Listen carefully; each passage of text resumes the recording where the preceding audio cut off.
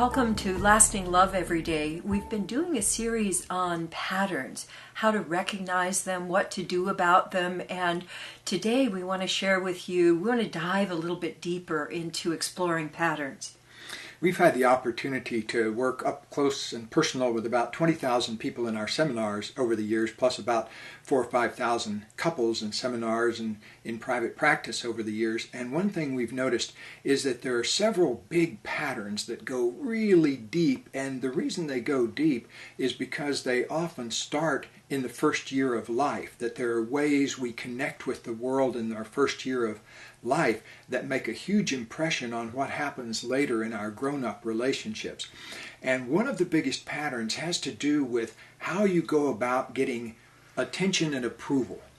You know, in your first year of life, you had to get really good at getting attention and approval from someone in order to get your basic needs met. And so a lot of times, if that goes smoothly and everything is working well, later on in life, you just smoothly go about getting attention and approval. But for a lot of us, it doesn't go very smoothly. And I was one of those because I got kind of switched out right after birth because my mother was having a hard time taking care of me. And so my grandmother had to step in. And so I got a kind of a pattern, I guess, in me that about not being able to really know where my commitments were and how to be close and how to be in a committed relationship with just one person. And so I had all sorts of dramas about that in my pre-Katie years where I would create multiple relationships with people and I didn't know exactly, where my relationship was with them at any given time. And so look at your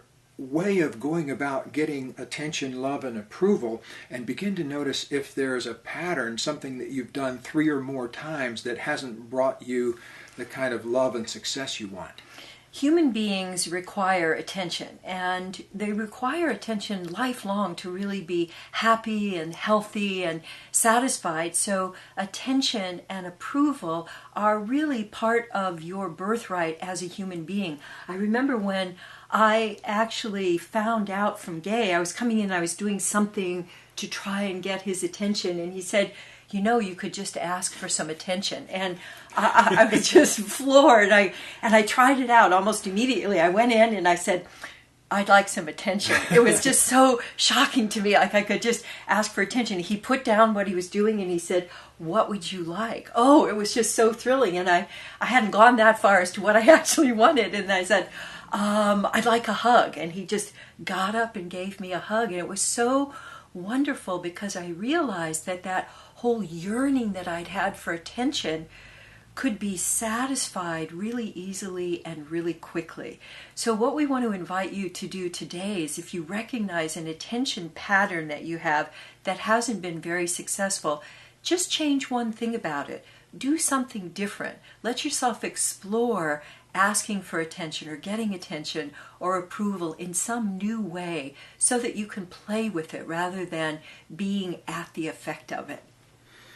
Until next time, a wealth of lasting love to you this day.